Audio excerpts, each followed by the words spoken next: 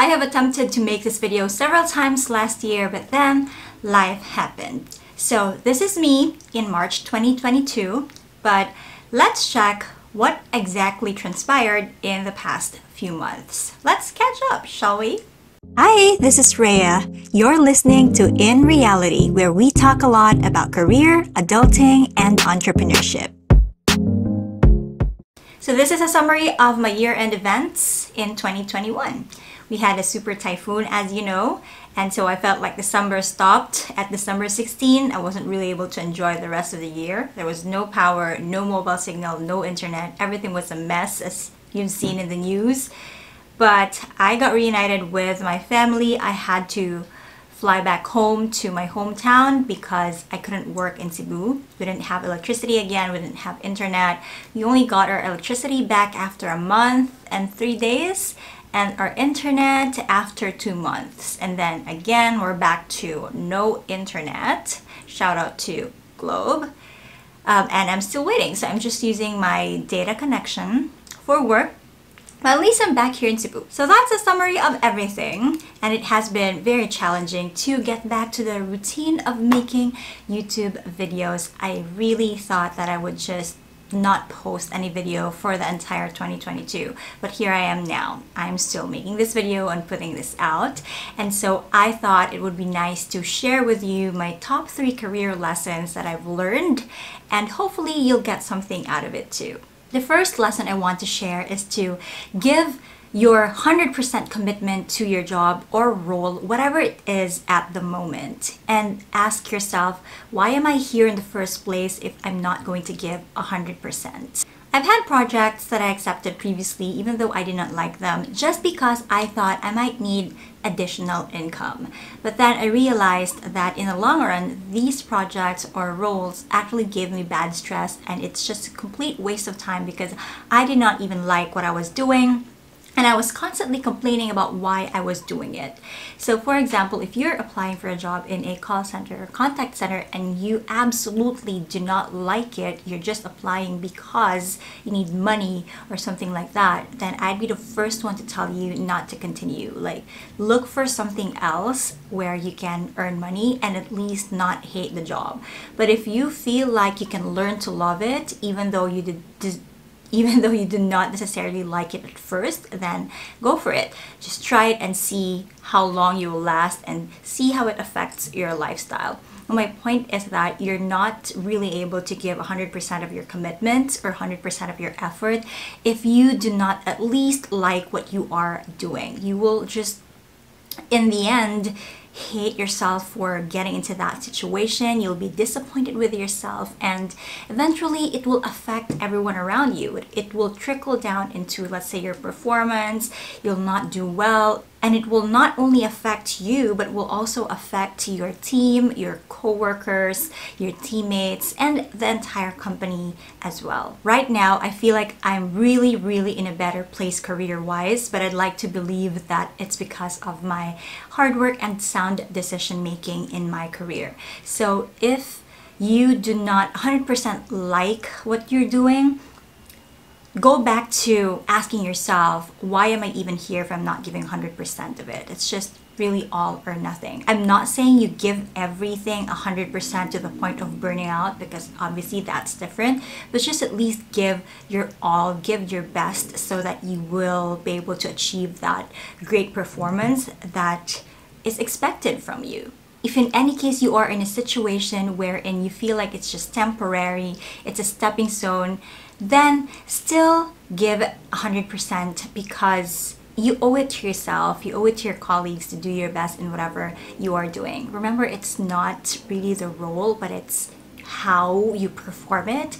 It's what kind of effort that you give just so you could grow in that role and you can learn from it. You can transfer the skills to the next role or job that you will have. Like what I always say, do what you need to do now so that you can do what you want next. The second lesson I want to share is to be protective of yourself, your time, and with where you want to be. And when I say be selective with where you want to be, I actually mean your work environment, not necessarily like the type of job or the type of role, although you can be choosy with that too. It depends on you. But then again, like what I mentioned in the first lesson, sometimes you take on roles that you don't necessarily super like at first, but you're just testing the waters to see how you like it. But whatever role or job you'll have, at least know that you are in a healthy environment. Now, call centers or contact centers have this reputation of having toxic environments. I do think that some companies have changed and have evolved in a way. There are already a lot of opportunities that will eventually help you grow and be more confident in your skills. Choosing the right work environment that fits your lifestyle might be a bit tricky because you don't necessarily know where you would be in the next few years or the next few months. And even though you've researched the company that you will be in, you don't really know what's going to happen when you are already inside the company. And in most cases, you probably think you cannot be choosy. But if you come to think of it, you can actually be choosy. It does sound bad when you say it like that, but I'm using the word selective. You can be selective in a way that you make sure that the people who will be around you or the company that you'll be in will be good for you.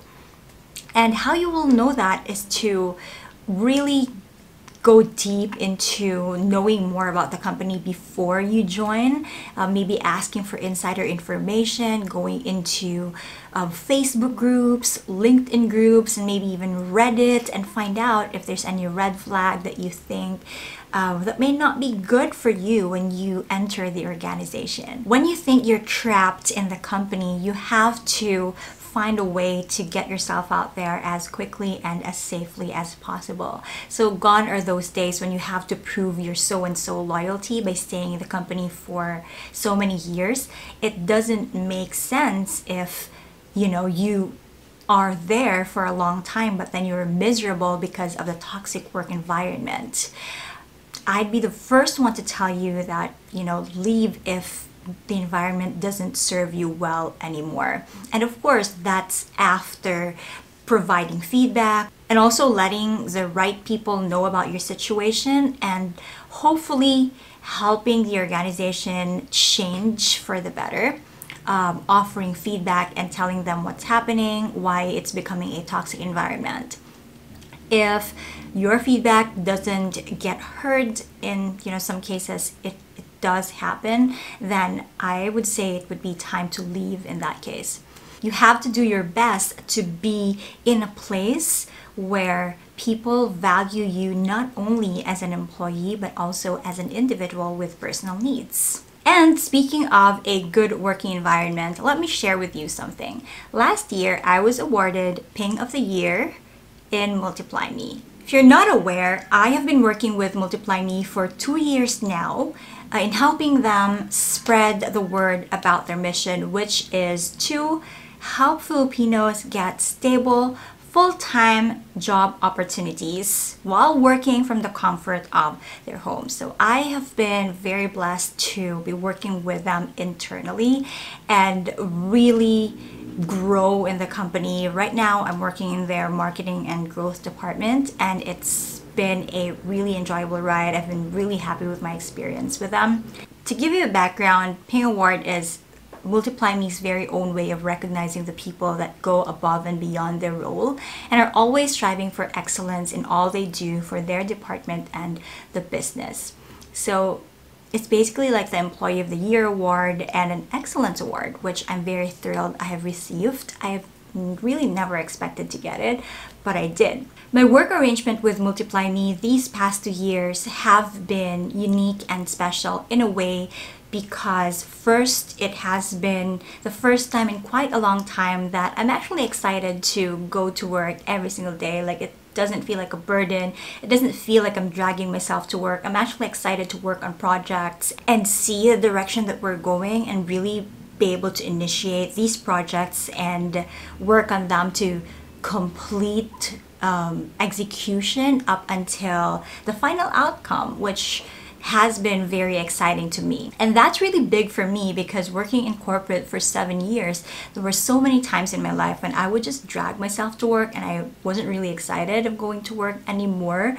But I just did so just because I thought it's easier to do it that way than jump ship or then apply to a different company. But I was so wrong, and I was so glad that I ended my my stay there. It had been very fruitful and I've learned so much there, but it's just like I was so ready for a change, and working from home has been that change that I was looking for, and I'd never ever looked back since then. Working with Multiply Me for so long now and being team member number 9 at that, I've seen the company grow from just the founding team up until now, and they have been true to their core ever since, which is again to provide full-time stable opportunities to Filipinos here in the Philippines, and not just any opportunity but really something that you can be proud of. In the beginning, when I joined the company, I was doing a lot of different things, as it is when you're joining a startup. I was in training, I was doing the culture and employee engagement. I was also doing content and things like that. And at some point, they asked me where I really wanted to be, where I thought I would be most happy. And I told them that I want to be in the growth and marketing department because I thought that that's where I wanted to be at the moment. And it was my first time to hear that from them, from the leadership team, for them to ask me where I wanted to be and where they think I would grow best. I'll be very candid and honest that one of the reasons I think I've performed well is the fact that I am paid very well. In Filipino standard, of course, and beyond average, more than double what I've been paid in my life before when I started in corporate, and even when I stayed in corporate for 7 years, even when I started working from home and stayed in my first company for like almost 4 years. And I have been given the salary that I believe I deserved without even asking for it. Like I didn't feel like I have to fight to get the pay that I deserved, because they just knew the value that I bring to the company and they compensate me well for that. My bills and everything else were taken care of, so I didn't have to worry about them, and all I needed to think about is to perform well and to do my tasks well to help contribute to the growth of the company. And it worked well for me. That, and also the fact that I was given the opportunity to continue working on my YouTube channel, still be compensated for it, and still keep my earnings to myself, which allows me to be more financially stable and stop living from paycheck to paycheck anymore. It has really been a great improvement in my life. I felt that it has improved the way I lived and the way I see my career in a direction that I'm really wanting to be in. This is all largely because Multiply Me believes in what I do and what I bring to the table, and their culture really helps me create this kind of lifestyle for myself where I feel like I'm not burning out. And even though I feel tired, sometimes I feel like it's a normal part of work and it's good stress because I know that I'm doing what I love and I'm not dragging myself to work every single day. And you may not have the skill set just yet to be in Multiply Me, or you may have. Like I've asked or seen a lot of people and asked them to join Multiply Me, and some of them were not a good fit, some of them were a really great fit, and I'm excited for them to join the company. But the point really here is to really have that goal, you know, knowing for yourself that you have to be in a company that values who you are, a company that does not have a toxic work environment, and also a company that pays you what you deserve at the moment. The third and last lesson that I want to share with you is that growth and comfort do not coexist. So if you don't know this about me, I have the tendency to underestimate or undermine my capabilities. So when I got the Ping of the Year award, the first thought that I had was, am I worthy of this? And then at the same time, I also thought that why would I be questioning myself when I knew I worked hard for this. Like I knew I did my best from start to the end. Like, every single thing that I do, I put 100% of myself into it, especially while working in Multiply Me. And so that immediately gives me back my confidence. And I also would think that in most cases when I'm given a task or something to do that I'm not really completely sure of, or I don't have any idea how to do, I would just always tell myself that I can figure this out, whatever happens, and eventually I would, and I do it quite well. And so in relation to that, what I can tell you is that even though you don't know how to do something at first, you feel very uncomfortable with the task, or you feel like you can't do it, it's pretty normal because it's something that you don't know yet, but know that everything is figure-outable. You can definitely figure it out along the way as long as you know how to teach yourself, you know how to listen, be proactive about your learning, you go out there and learn for yourself and not just wait to be spoon-fed like a baby.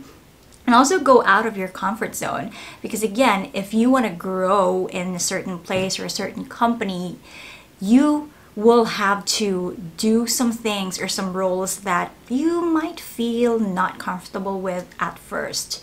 And eventually, when you get the hang of it, you'll be more confident in your skills. And that's what I've learned when I was working, especially in Multiply Me, because like what I said, there are things that I wasn't sure if I could do, but then I stepped up and really did it because I have to be proactive in my learning and really understand that this is what growth is all about. It will not be easy, it will not be comfortable at first, but it is for me. It's gonna be for you too. You'll just have to need that self-discipline to really continue doing what needs to be done. And once you're already at the point wherein you're already earning money, commit to learning as much as you can and educating yourself about your finances. Financial education is something that I never really took seriously when I was starting in the corporate world, but when I was growing as a career professional, I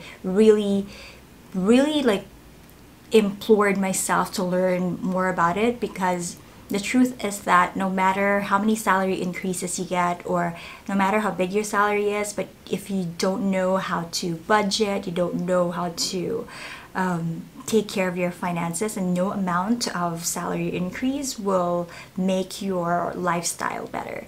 And that's also what I want to talk more about in this channel, which is especially this year, after talking a lot about tutorials and everything like that, which can help you get a job, of course, but I want to delve more into how to help you really take care of your finances and really, make do with what you have at the moment. Work on being a high-performing professional and help build a future for yourself wherein you don't have to worry about living from paycheck to paycheck anymore. I hope you've learned something from my short TED Talk for today. I will be having a video next week as well, so watch out for that, and watch out for more career videos still here in my YouTube channel. If you haven't followed my Facebook page yet, the link is in the description below, and all of my social media as well, so go ahead and do so. See you in my next one. Thanks for tuning in to this podcast episode. Follow me on social media by checking out the links in the description box. See you in the next one.